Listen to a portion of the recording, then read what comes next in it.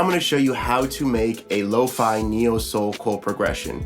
We're going to start off with chords you may or may not know, and we're going to go through 3 levels. So by the end, there are going to be some lo-fi, neo-soul, beautiful chords that you may not be familiar with already. We're going to have tabs so you can follow along. So come on, grab your guitar, let's get going.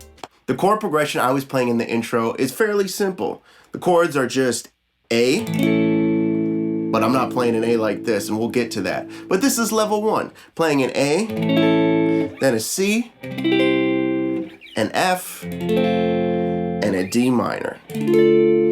So this is level 1, knowing these bar chords, knowing these major and minor shapes. We're gonna take these chords and we're gonna start twisting them. We're gonna start squeezing more juice out of it, right? Because you want that neo-soul, lo-fi color palette, right? And you are definitely not getting it right now. This is more singer-songwriter country vibe, you know? But this is level 1, guys. So if you have your guitar, just be aware that you got to know these bar chords, right? Just A major, C major, F major, and D minor. Now, level 2 is where things get fun, where things get spicy. We're going to start adding major 7s and minor 7s. So instead of A major right here, we're going to play an A major 7. Okay? A major 7 right here, or another way to play an A major 7 is like this, or like this. So this is level 2, right? All of a sudden, we're taking our basic bar chords and we're like, okay, now we can do a little more. And so these inversions are gonna go a long way, right? So level 2, we have to know our A major 7 like this, and like this. A great way to play a C major 7 is like this. Notice the difference between this chord and this chord.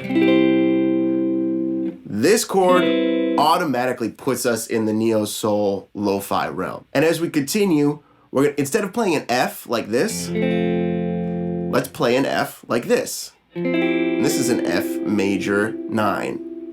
And it's very, very similar to this shape, right? We're just moving it down.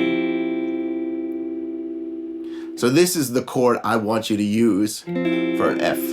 Instead of an F, you're gonna play an F major 9. Sounds like this. Same with the last chord. Instead of playing a D minor like this, I want you to play a D minor like this. It's like a D minor 9. Got a lot of flavor. Or actually, it's a D minor 11 because it's got this top note on it. So this is level 2, guys, right? Automatically, we go from these bar chords, and now we're playing more colors. We're playing major 7s, major 9s, you know, 11s, that kind of thing. These colors really, really add to having a lo-fi R&B sound. Now, if you want to take this all the way home, you want to just like slam dunk this and really bring this thing full circle, you gotta know how to do hammer-ons and pull-offs.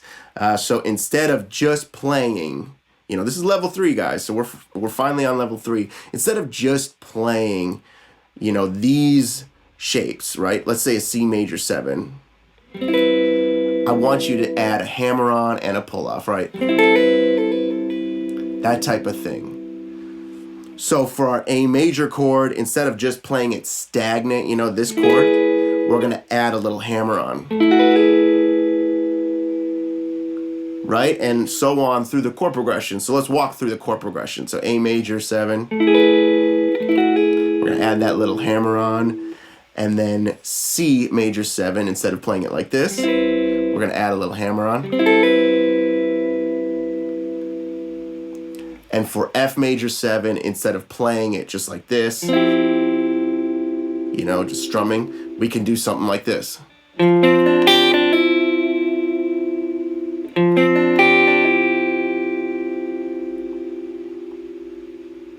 And same with that D minor chord, guys. You can play it instead of like this, you can play it like this.